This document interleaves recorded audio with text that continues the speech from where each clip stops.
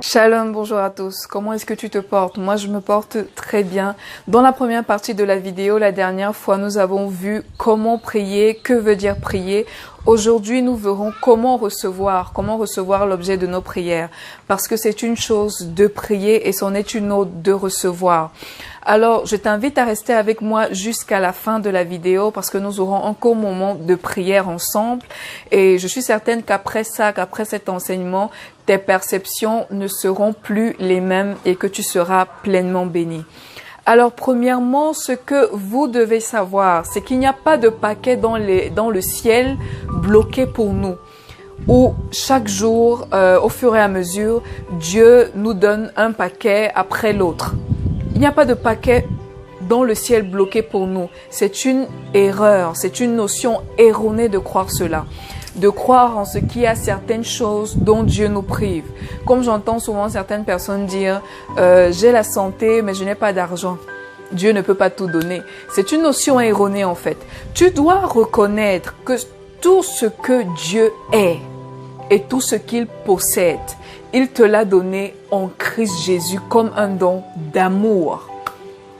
Il te l'a donné comme un don d'amour. Donc il t'a tout donné en se donnant, Jésus-Christ t'a tout donné en se donnant lui-même. Donc le fait de vouloir recevoir de Dieu ne veut pas dire le convaincre de t'accorder quelque chose que tu n'as pas déjà. Par ton sérieux, par ton attitude, afin qu'il intervienne dans ta vie.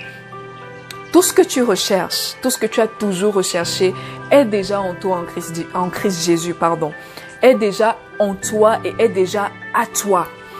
Et je sais que tu vas me dire, mais comment est-ce que ça se fait que Dieu m'ait donc tout donné et que je ne reçoive pas tout ce que je demande, tout ce que j'ai toujours demandé? Je t'invite à ouvrir ta Bible dans 1 Jean chapitre 5 à partir du verset 14. La parole de Dieu est toujours là pour nous éclairer. 1 Jean 5, 14. Alors, la Bible déclare, « Nous avons auprès de lui cette assurance que si nous demandons quelque chose selon sa volonté, il nous écoute. Et si nous savons qu'il nous écoute, quelque chose que nous demandions, nous savons que nous possédons la chose que nous lui avons demandée. » Alors, telle est notre confiance, telle est notre assurance, que nous savons que si nous demandons quelque chose selon sa volonté, la version amplifiée dit « selon sa volonté, en accord avec son propre plan ». Selon sa volonté, si nous demandons quelque chose selon sa volonté, pas selon la condition, pas selon ce qu'on voit, pas selon nos inquiétudes, pas selon notre vie, mais selon sa volonté.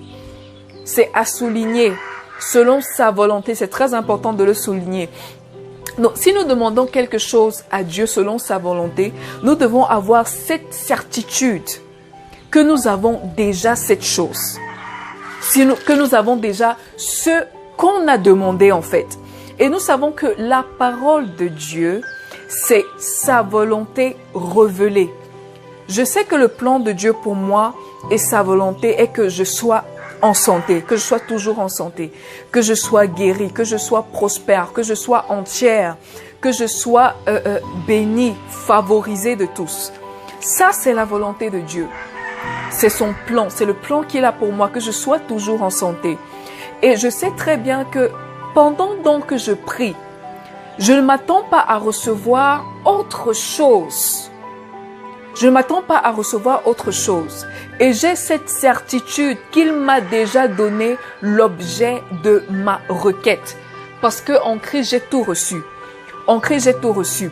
Et une partie, c'est-à-dire que quand je prends conscience de ça, quand je prends conscience qu'il m'a déjà tout donné, cette compréhension transforme ma demande en action de grâce. Voilà pourquoi je t'ai dit qu'il y a une différence entre maintenant prier et recevoir. Parce que la plupart du temps, on prie pas selon la volonté de Dieu, mais on prie selon nos besoins à l'instant présent, selon notre situation, selon nos inquiétudes.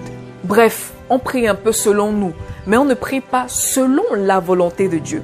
Mais quand nous prions, nous demandons des choses à Dieu selon sa volonté et que nous avons la certitude que nous avons déjà reçu toutes ces choses. En Christ, nous avons reçu toutes choses, que nous avons déjà cette certitude. Nous verrons les choses s'accomplir. Nous verrons les choses s'accomplir. Et je sais que c'est un peu paradoxal par rapport à peut-être toi qui va me dire que mais je suis malade, je suis pauvre, je ne vois rien dans ma vie, je ne reçois rien dans ma vie, mais de quoi est-ce que tu me parles? Je voudrais te prendre un exemple. Aujourd'hui, si tu trouves de l'or dans ta propriété, et l'or ne devient pas l'or quand tu le trouves. L'or ne devient pas or quand tu le trouves. Il a toujours été de l'or. Et il a toujours été là. Mais juste que tu l'ignorais, en fait. Tu l'ignorais, tu étais ignorant de l'or qui se trouvait dans ta propriété. Mais une fois que tu prends conscience que l'or est dans ta propriété, ça ne changera pas l'or en diamant. L'or restera or. Donc quand vous voyez qui vous êtes en Christ et ce que vous avez, vous ne le devenez pas parce que vous l'avez vu, mais vous l'êtes déjà et vous avez déjà tout en lui avant même que vous ne le voyiez. Donc à un moment, on doit arrêter de suivre la masse et de suivre la religion inutilement. On doit arrêter de faire les mêmes choses que tout le monde fait qui ne produisent aucun résultat en fait. On doit être assez mature de désapprendre et de réapprendre. Je voudrais que tu ouvres ta Bible dans Marc chapitre 11, verset 24. Marc chapitre 11, verset 24. C'est pourquoi je vous dis, tout ce que vous demanderez en priant, croyez que vous l'avez reçu et vous le verrez s'accomplir. Tout ce que vous demanderez en priant. Parce que beaucoup demandent en s'inquiétant. Beaucoup demandent en stressant. Beaucoup demandent en doutant. Mais on dit ici, tout ce que vous demanderez en priant, c'est-à-dire en communion avec le Père, en le laissant prendre la situation en main. Parce que je peux prier et croire autre chose. Beaucoup le font. C'est-à-dire que tu pries, tu veux quelque chose, mais tu crois en autre chose. Ou alors tu pries, mais tu doutes même de ta prière.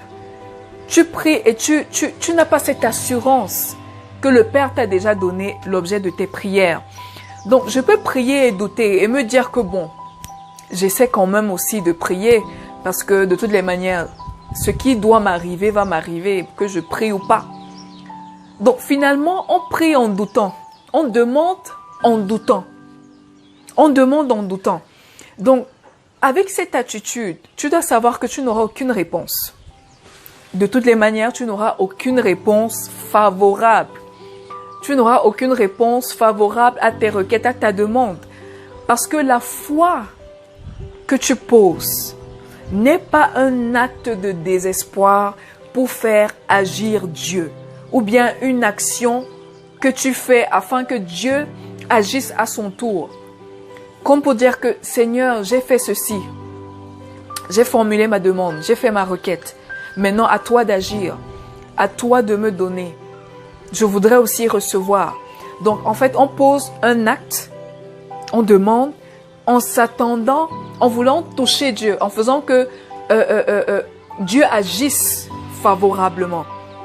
Mais plus on a vu que ce que nous demandons, nous devons le demander avec la volonté de Dieu. Pas par nos efforts, mais par sa volonté. Donc vous ne priez pas pour que les choses s'accomplissent. Les choses s'accomplissent parce qu'elles le sont déjà. Chaque jour, on attend recevoir quelque chose de Dieu. On attend recevoir du Père. Mais dis-moi, quel est l'acte que Dieu pourrait encore faire qui soit plus grand que l'œuvre sur la croix? Qu'est-ce que tu attends recevoir qui ne soit déjà accompli sur la croix? Quand Jésus-Christ est venu dans son incarnation, il a renoncé à ses richesses et a pris sur lui notre pauvreté pour que nous puissions prendre ses richesses. Il a renoncé à sa plénitude, à sa justice, à sa filiation, pour que tu puisses avoir, que tu puisses prendre sa plénitude, que tu puisses être sa justice. Il est devenu homme de douleur. Il a été pendu au bois. Il a porté nos malédictions, nos maladies, pour qu'on puisse être appelé fils et filles bénis du Dieu très haut. Donc recevoir, c'est prendre conscience que en Christ Jésus, j'ai déjà tout reçu. En Christ Jésus, j'ai déjà tout reçu.